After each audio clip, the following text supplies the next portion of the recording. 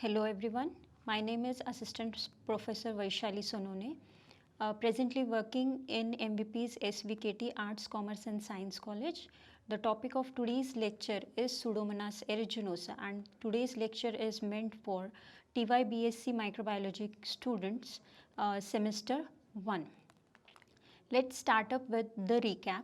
In last lecture, we have discussed about various human body system, like we have discussed about digestive system, respiratory system, gastrointestinal system, then urinogenital system.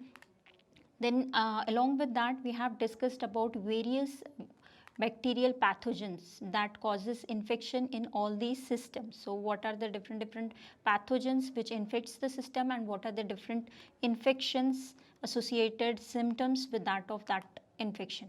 Now the today's agenda is to study the morphology of Pseudomonas aeruginosa. Now, since we are going to discuss about Pseudomonas aeruginosa, the very first thing which we are going to discuss is the morphological characteristics of Pseudomonas, followed up by cultural and biochemical characteristics of Pseudomonas aeruginosa. And lastly, we are going to discuss the various infections caused by Pseudomonas. The learning objective for today's lecture is to study the morphological characteristics, to study the cultural and biochemical characteristics, to study the infections that are caused by Pseudomonas. Then we are going to see the laboratory diagnosis, how we can identify the presence of Pseudomonas in a given sample. And lastly, we are going to discuss about the treatment which we can use to treat the infections caused by Pseudomonas. Firstly, we will start up with the morphological characteristics of Pseudomonas. Talking about morphological characteristic, the organism is gram-negative rod, or you can say it is gram-negative bacillus. So when you perform gram staining, you will see a pink color rods. The organism is motile. Now talking about type of flagella which is present in case of Pseudomonas, it is a polar flagella which is present at one end. The presence of this flagella helps the organism to move from one site of infection to another.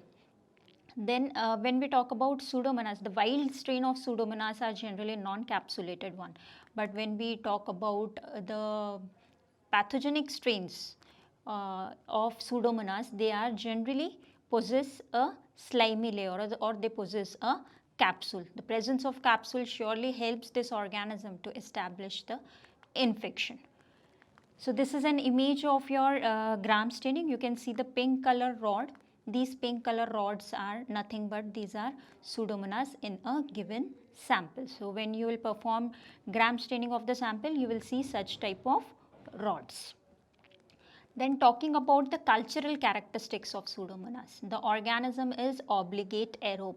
Obligate aerobe. Now since the organism is obligate aerobe, it strictly requires the presence of oxygen for its growth and development. As far as temperature is concerned, the organism can grow in wide variety of temperatures starting from 6 degrees centigrade to 42 degrees centigrade. But when we talk about any pathogen similar to that of other pathogen, the optimum temperature for Pseudomonas is your 37 degree centigrade.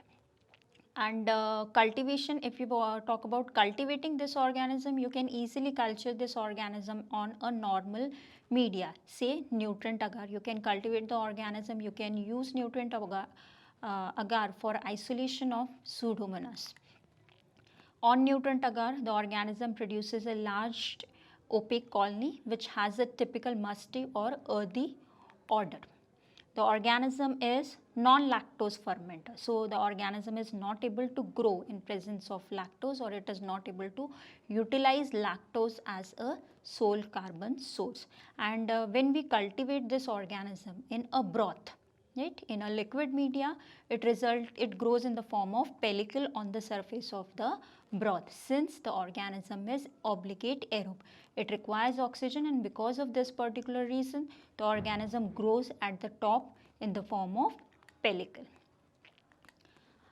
Apart from that, the very important characteristic which is associated with Pseudomonas is that the organism is able to produce a pigment, and that too the pigment is diffusible one. The pigment which is produced by Pseudomonas is the diffusible pigment, And the two well-known pigments that are produced by Pseudomonas species of Pseudomonas is pyocyanin and fluorescein. Pyocyanin is your bluish green in color and fluorescein is your greenish yellow in color. Now when we talk about Pseudomonas aeruginosa, now among all the species of Pseudomonas, this Pseudomonas aeruginosa is the well-known pathogen which is associated with large number of infection in human being, starting from your respiratory tract infection to urinary tract infection. And the pigment which is produced by Pseudomonas aeruginosa is your pyocyanin. This pigment inhibits the growth of other bacteria which is present in the vicinity. Now the presence of this pigment makes this organism emerge as a dominant bacteria in a mixed infection. Suppose if there is an infection which is where more than one bacteria is there, so in that particular infection, since the organism is able to produce pigment, the production of that pigment inhibits the growth of other bacteria, and this results in emergence of your Pseudomonas as a dominant pathogen in that particular mixed infection. Then moving on to the biochemical characteristics. Biochemical characteristics, the organism, the metabolism of this organism is oxidative one and it is not fermentative. The reason behind that is again the organism is obligate aerobe one. The organism is able to utilize glucose only with the acid production, so there is no gas production. The organism is H2S negative, it is not able to produce hydrogen sulfide gas. Then the organism is catalase positive, organism is oxidase positive. These two characters, catalase test and oxidase test, these are the key tests which help you to identify the pathogen from the sample. Apart from that, the organism is gelatinase positive. The organism has a tendency to produce an gelatinase enzyme which brings about hydrolysis of gelatin.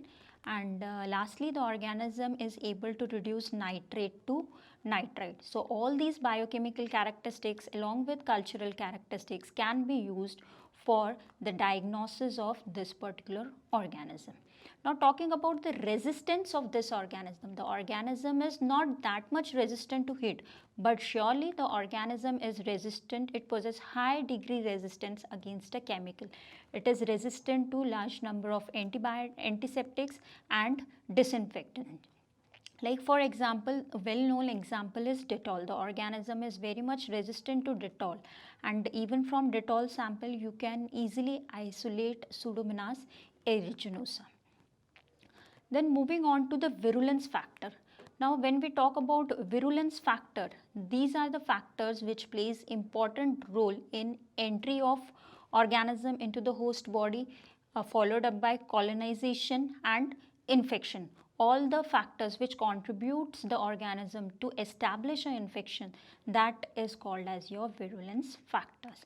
And the virulence factors in Pseudomonas aeruginosa, it can be classified on the basis of involvement in the infection to the degree of infection that is caused by your Pseudomonas aeruginosa. Now there are three types of virulence factors, that are three major types of virulence factor that are included, that are present in Pseudomonas aeruginosa. The first category is the factors that is involved in attachment and motility.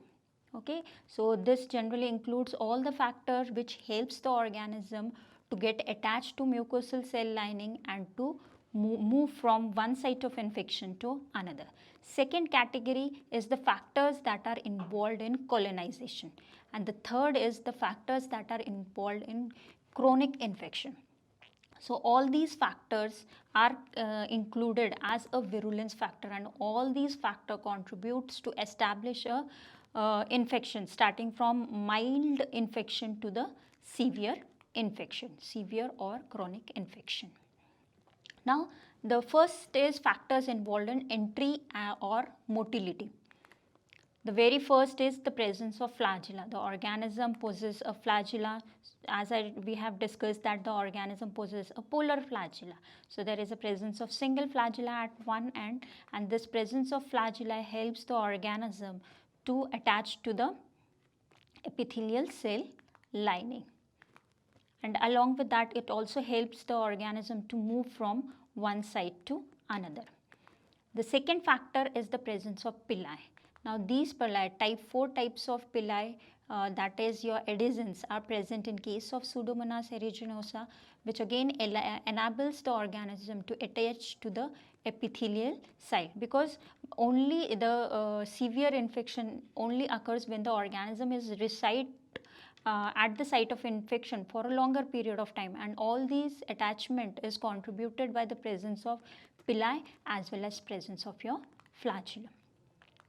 Then another factor which is involved in entry and motility is the lipopolysaccharide. The bacterial outer cell contains your lipopolysaccharide, and this presence of lipopolysaccharide, it generally inhibit the lysis of the bacterial cell. Apart from that, it also has an endotoxic activity. Along with that, it also causes an inflammatory response. Then the second category of virulence factor which are involved in host colonization. So the very first one is the exotoxin that is produced by the Pseudomonas. Now this exotoxin which is produced by Pseudomonas is composed of two domains. One is A and B. Right? Now the B factor which is present, the B domain of the endotoxin, it binds to the host cell receptor and it inhibits the process of protein synthesis.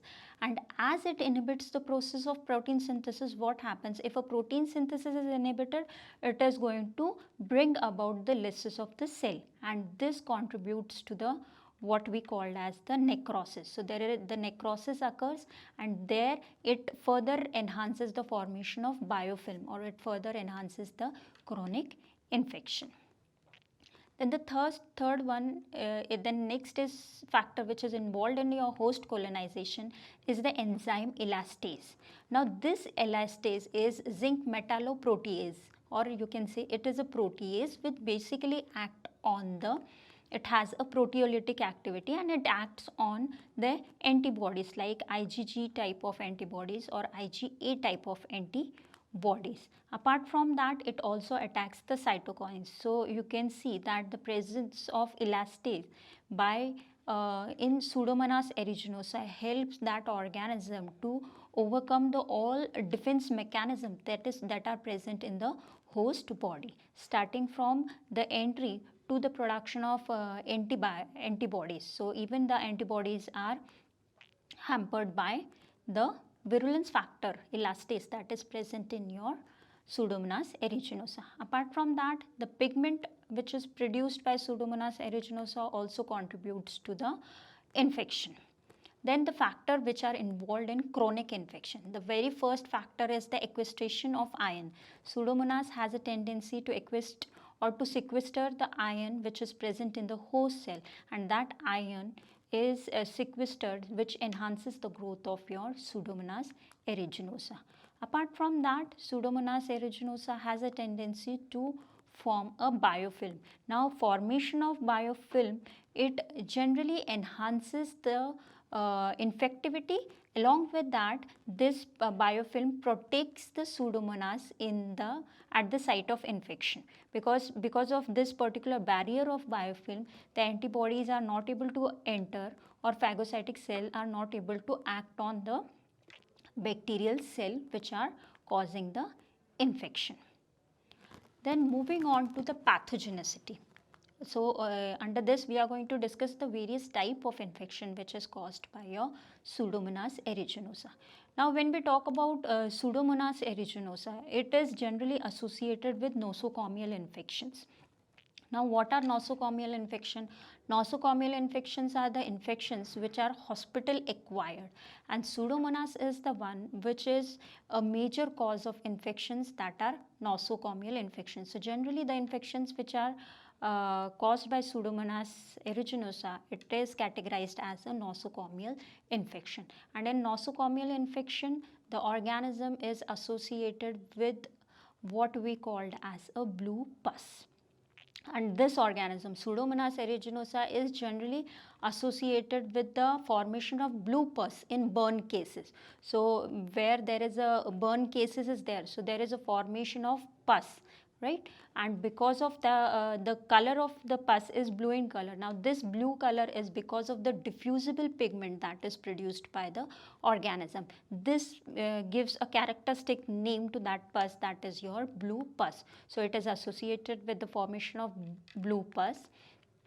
Apart from that, the organism is also associated with respiratory tract infection. The organism can lead to the chronic infection in the respiratory tract, and in the respiratory tract it can result in formation of biofilm.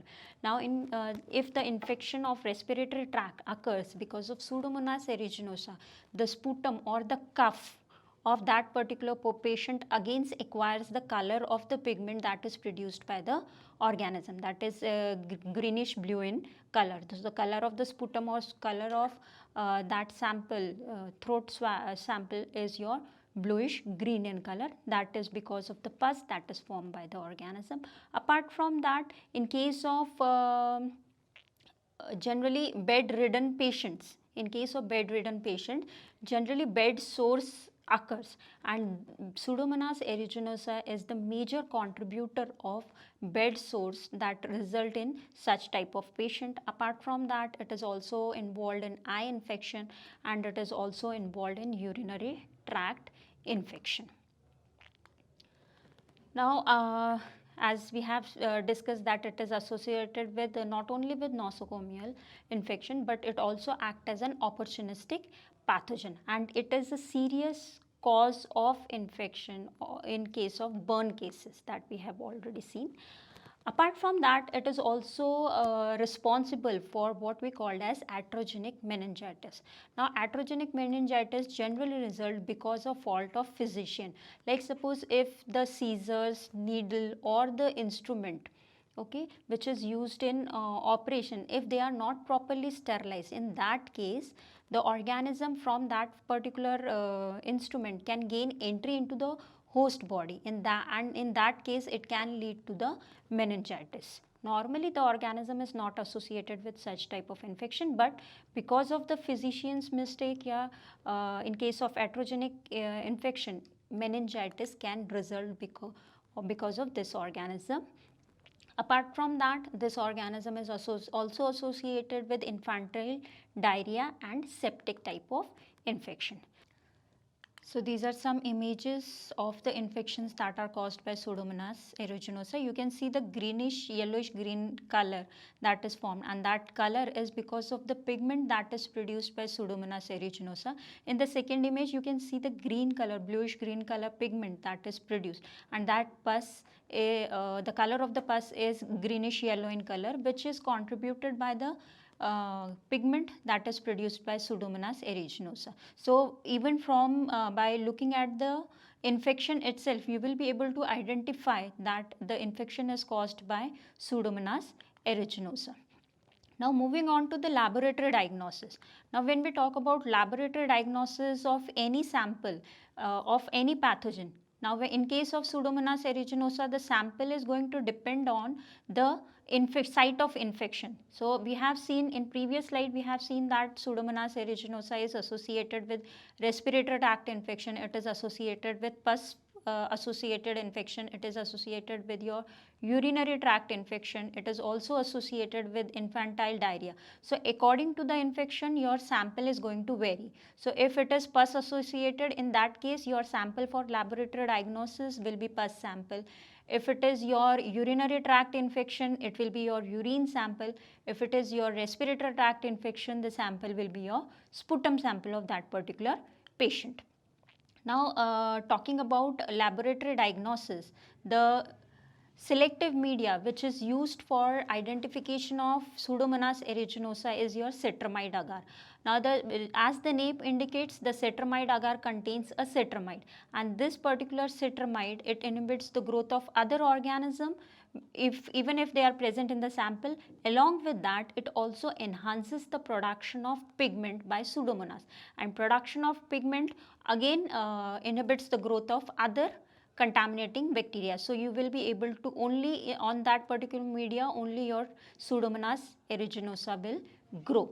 Apart from that, the organism is oxidase positive, catalase positive. So the oxidase test is the major test which you can use for identification of this particular pathogen. Again, you can go for gram staining. The colonies which are developed on citramide agar, that can be used for biochemical analysis, as well as it can be used for microscopic examination by gram staining. So after performing gram staining, you will able to see a pink color rods if there is a presence of Pseudomonas aeruginosa. So these are the images of Pseudomonas aeruginosa on citramide agar. You can see the greenish color, yellowish green color. So this is because of the pigment that is produced by the organism. Along with that, this particular image is the image of Pseudomonas on nutrient agar. So here even on nutrient agar you will be able to identify the organism. In both these images you can see the pigment, diffusible pigment, that too diffusible pigment is produced by the organism. Because since it produces diffusible pigment, the media color is going to change according to the color of your pigment. The last thing is the treatment against your pseudomonal infection. Now when we talk about Pseudomonas is, we have seen that it is associated with nosocomial infection. Apart from that, it has a huge resistance against antiseptic and disinfectant. So when we talk about antibiotic, tobramycin is there, then carbapenem is there, cephalosporin is there, aminoglycosidic antibiotics are also there. But nowadays, since drug resistant strains are emerging, a combined therapy by using all these antibiotics can be done to treat the infection caused by Pseudomonas. Lastly, how we can prevent the infection caused by Pseudomonas aeruginosa. Firstly, since we all know that the infection is generally hospital acquired, so if a proper precaution is taken by hospital staff, in that case we can surely avoid the occurrence of these infection. Personal hygiene is also there. The patient, the nurse or the doctor should wear a properly sterilized gloves, gowns. That this can also reduce the chances of infection caused by your Pseudomonas aeruginosa. Apart from that, all the instruments like catheter is there, or your respirators is there, which can contribute to the pseudomonal infection. If they are properly maintained, in that case we can surely avoid the infections that are caused by these organisms. Lastly, overall, in today's lecture, what we have discussed, so we have gone through the morphological characteristics of Pseudomonas, we have seen biochemical and cultural characteristics, followed up by the pathogenesis of Pseudomonas aeruginosa, laboratory diagnosis, so how you are going to identify the pathogen, and then we have seen the treatment by which you can treat a certain infection caused by Pseudomonas. So in next lecture, what we are going to discuss is the another category of pathogen, that is Salmonella typhi. This Salmonella typhi is associated with your gastrointestinal infection and the well-known infection, that is typhoid. In case of Salmonella typhi, we are going to see the morphology of Salmonella typhi. We are going to see the cultural and biochemical characteristics of Salmonella typhi, followed up by the various virulence factor which helps the organism to establish the infection. Then we are going to see the pathogenesis, means how the organism causes infection. And lastly, we are going to see the treatment that is associated with the typhoid.